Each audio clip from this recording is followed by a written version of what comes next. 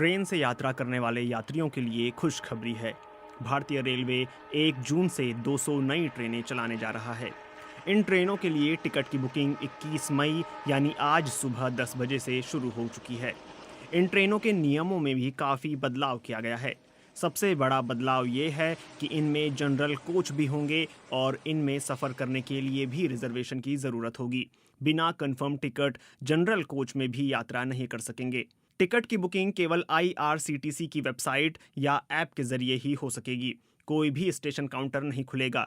लेकिन इससे भी अच्छी बात यह है कि अब आप ऑनलाइन के साथ साथ रेलवे स्टेशन काउंटर से भी जल्द ही टिकट खरीद सकेंगे। केंद्रीय रेल मंत्री पीयूष गोयल ने बताया कि आम लोगों को बहुत जल्द रेलवे स्टेशन के काउंटर से भी टिकट मिल पाएगी। इसके लिए रेल विभाग की टीम सुरक्षा के सभी इंतजामों की समीक्षा कर रही है। एक बार सभी इंतजाम सही पाने के बाद आम लोगों के लिए टिकट काउंटर खोल दिए जाएंगे। रेल मंत्री ने उम्मीद जताई है कि अगले 1 या 2 दिन के भीतर काउंटर से टिकट खरीदने की सेवा बहाल हो सकती है।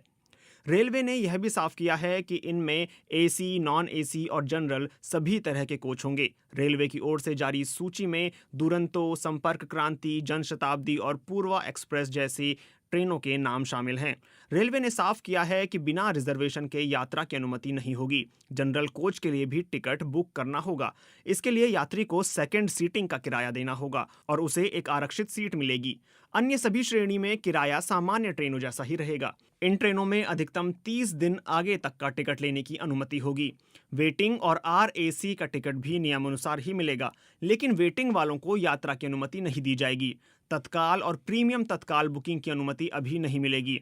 वहीं 25 मई से घरेलू विमान सेवा शुरू होने जा रही है।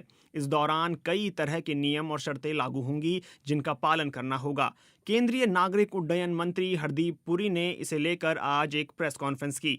सरकार की तरफ से टिकटों के दाम की अधिकतम सीमा तय कर दी गई है, जिसका पालन सभी एयरलाइंस को करना होगा। घरेलू उड़ान को लेकर हरदीप पुरी ने कहा कि मेट्रो टू मेट्रो शहरों में कुछ नियम होंगे। मेट्रो टू नॉन मेट्रो शहर के लिए अलग नियम होंगे। मेट्रो शहरों में दिल्ली, मुंबई, कोलकाता, चेन्नई जैसे शहर शामिल होंगे। केंद्रीय मंत्री ने बताया कि शुरुआती तौर पर एयरपोर्टों पर 1/3 हिस्सा ही शुरू होगा।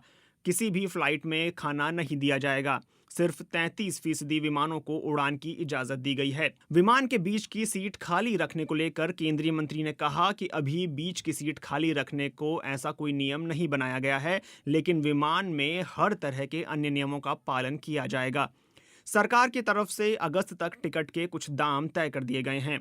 उदाहरण के तौर पर दिल्ली से मुंबई की फ्लाइट के लिए कम से कम 3500 रुपए और अधिकतम 10,000 रुपए तक तय किया गया है।